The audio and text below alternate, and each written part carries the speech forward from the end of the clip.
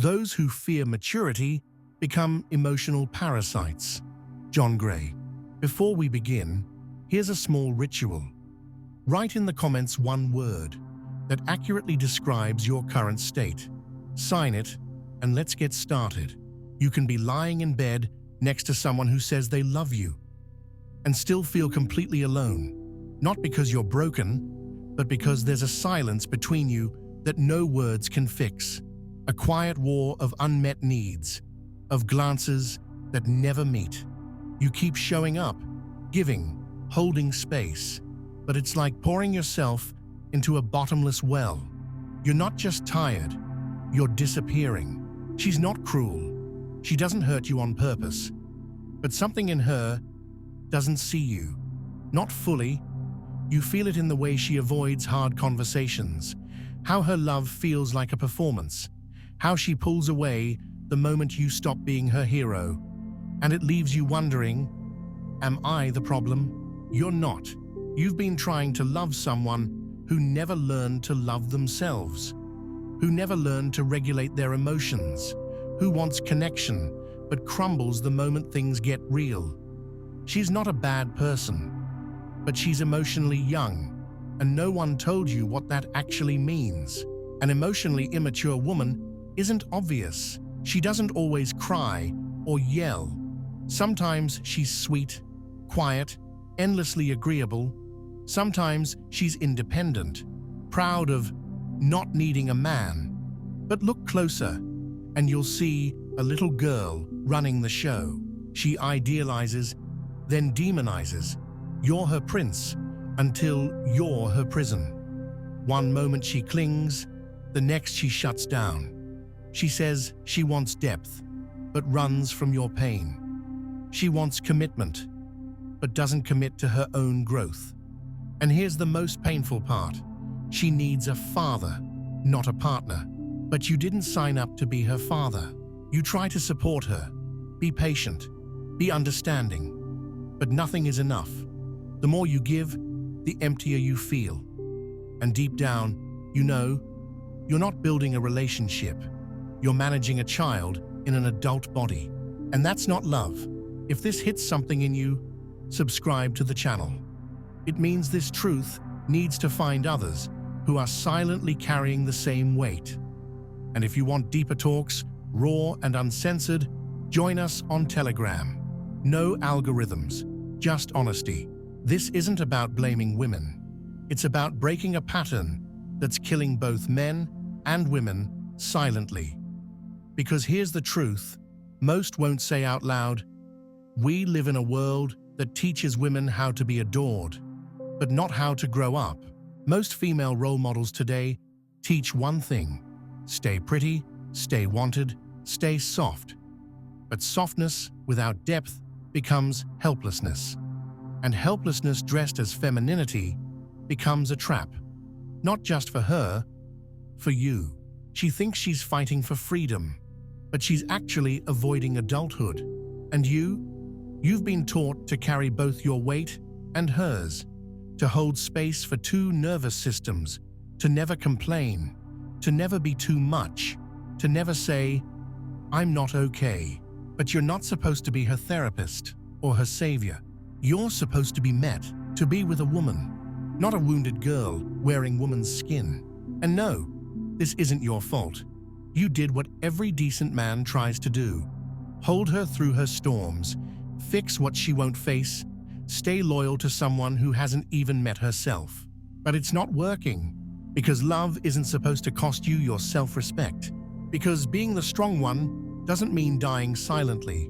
Because if you keep carrying her pain, you'll end up forgetting your own. And maybe you already have. You've probably tried everything. Read the books, watched the videos, tried therapy, tried silence, tried talking, tried being softer, tried being firmer, and still nothing changes. Because no matter how much work you do, if the other person refuses to grow, the weight will always fall back on you. And here's the part that most psychologists won't tell you. Growth can't happen in a dynamic that rewards emotional immaturity. If you keep rescuing someone from their own discomfort, they never have to face it. If you keep softening your truth to protect her feelings, she never learns to hold space for yours. You become the parent.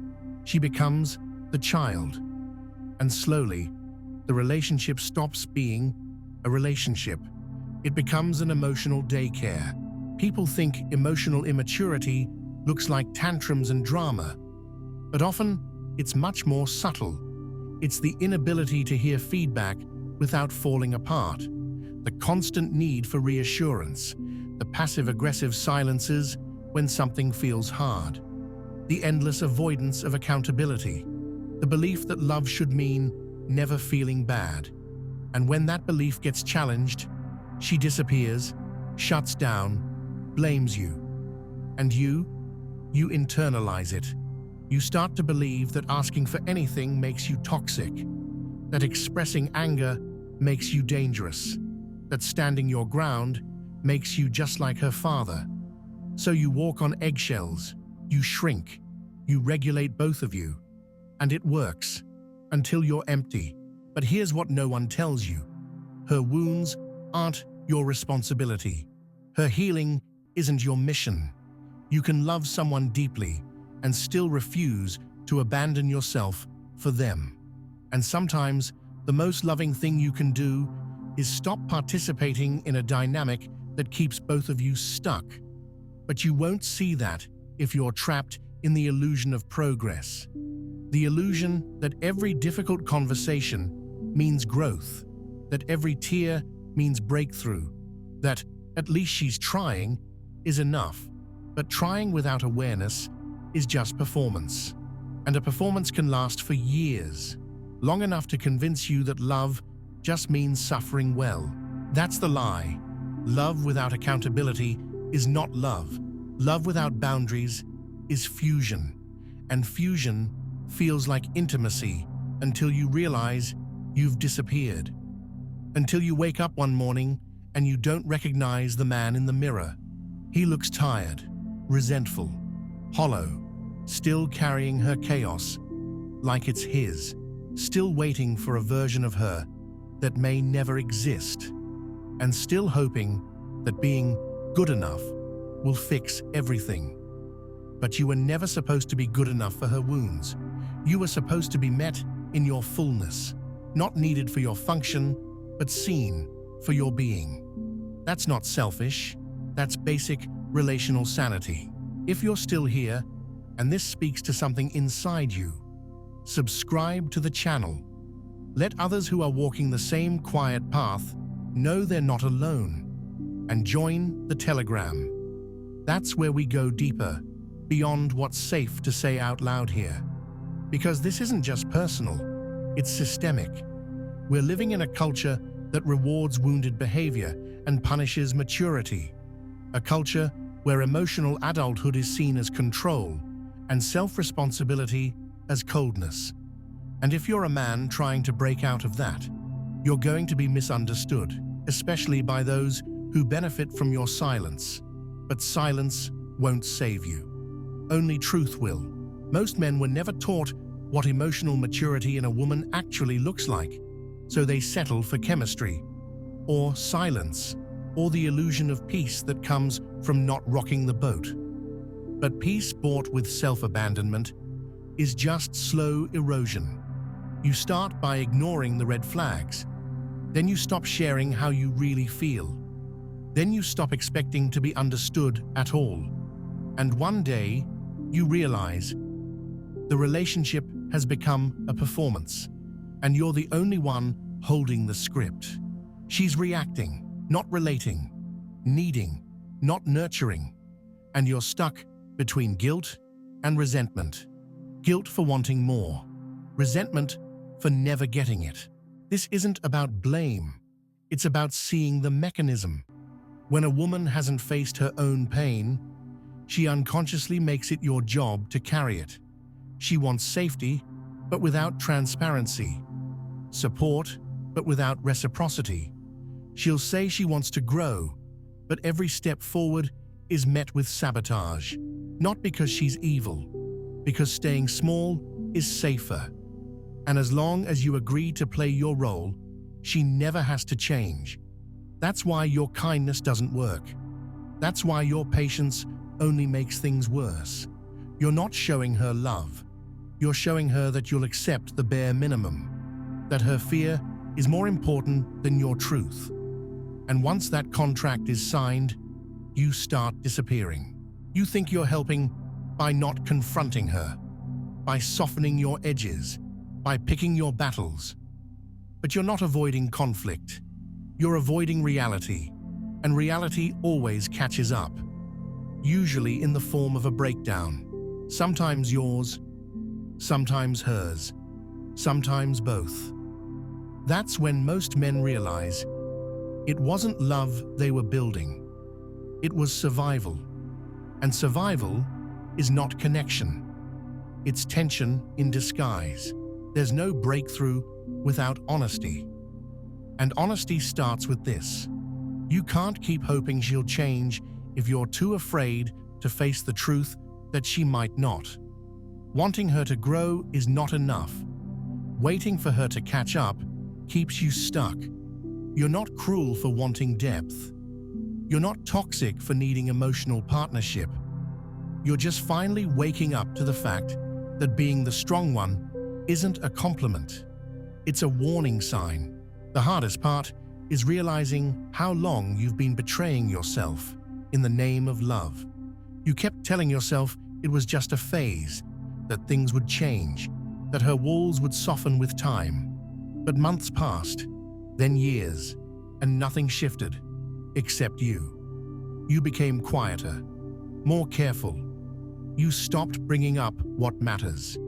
You convinced yourself that being needed was the same as being loved. And in that confusion, you lost something essential, your own presence. That silent strength you once carried turned into emotional exhaustion. You didn't notice it at first. It crept in slowly. Every time you filtered your truth to avoid a shutdown. Every time you managed her emotions before your own. Every time you swallowed a boundary to keep the peace. This is what people misunderstand about nice guys. They're not weak. They're exhausted men who've been carrying the emotional labor of the relationship alone. They don't lack strength. They lack permission to use it. Because the moment they do, they're punished. Labeled controlling, cold, distant. Not for being harmful, but for refusing to be used. And deep down, they know it. That's why they hesitate. Why they keep trying to fix it with love, with logic, with loyalty. But love isn't therapy. Logic doesn't reach someone stuck in fear. And loyalty to dysfunction is just another form of self-harm. You weren't put here to teach someone how to regulate their nervous system while yours falls apart. You weren't meant to walk on eggshells around a grown adult's unhealed trauma. And you definitely weren't born to prove your worth to someone who doesn't even know how to receive it. That's not partnership. That's performance. And no matter how good you are at playing the role, it will never feed you. Because deep connection requires two adults, not one adult and one emotional orphan. You're allowed to want more. You're allowed to stop explaining your needs to someone who keeps pretending not to hear them. You're allowed to say, "This isn't enough." Emotional maturity means facing yourself. Most people avoid it. They choose comfort over truth, validation over reflection. And the moment they feel exposed, they run. Into blame, into defense, into old stories. An emotionally immature woman doesn't say, "I'm scared to be vulnerable." She says, "You're making me feel unsafe." She doesn't ask, "What am I missing?" She says, "You're too much." It's not malice, it's programming. She was taught that being loved means being protected from discomfort, not invited into self-awareness. And the cost of that is massive, not just for her, but for you. Because every time you try to meet her with depth, she interprets it as danger. And so you either shrink or you fight. Either way, connection dies. There is no intimacy without confrontation. That doesn't mean conflict. It means the willingness to stand in your truth, even when it shakes the ground. If you can't tell your partner how you feel without fearing emotional backlash, you're not in a relationship. You're in a trap. And the longer you stay silent, the more you teach your nervous system that your needs are a threat to love. That's how men become numb, detached, quietly miserable. Not because they lack emotion, but because there's no safe place to bring it. So they retreat into work, into porn, into fantasy, into silence.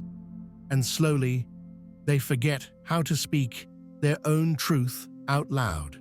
You might think you're being strong by enduring, but endurance without voice becomes self-erasure.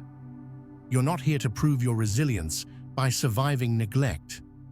You're here to remember that love is not supposed to hurt like this. Yes, relationships take work, but the work is mutual. The growth is shared. The safety is co-created. If one person is doing all the emotional lifting, it's not love. It's emotional labor disguised as intimacy. You're allowed to stop, to step back, to say, I want something real, even if that means letting go of something familiar. That's not failure. That's freedom. It's time to look at the deeper pattern, not in her, but in you. Because staying with someone emotionally unavailable isn't just about them. It's about what you're avoiding in yourself. The truth is, a part of you is drawn to her chaos, not because you like the pain, but because it feels familiar. Maybe you grew up around volatility. Maybe your love was always earned, not given. So now, as a man, you find comfort in trying to prove yourself, fix, save, hold it all together. You call it loyalty, but it's a trauma response, a subconscious strategy to earn connection by becoming indispensable. And the more you give, the more you hope they'll finally see you. But they don't, because they're not looking. They're surviving. This is where the real work begins. Facing the part of you that thinks love must be hard, that you have to suffer for it, that your value depends on your usefulness. Until you question that, you'll keep attracting women who need rescuing. Not because you're weak, but because you haven't felt safe being wanted just for who you are. Not your strength, not your resources, not your patience. You, the man beneath the mask. The one who's tired of being strong all the time. The one who doesn't want to fix anyone anymore. That man deserves love too. But first, he needs to stop proving. She won't change until she chooses to. And you won't feel peace until you realize her choice is not your responsibility. That's where your power begins, the moment you stop trying to control the uncontrollable. When you can finally say, I'm done rescuing people who refuse to swim. I'm done being the one who always has to understand. I'm done accepting crumbs and calling it connection. That clarity is painful, but it's also freedom. And from that freedom, something new can finally emerge. A relationship built on equality, not need. Partnership, not performance. That's the only kind worth building. First, you need to accept one truth.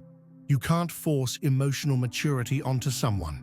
You can invite it, model it, even hold space for it. But you can't install it like a program.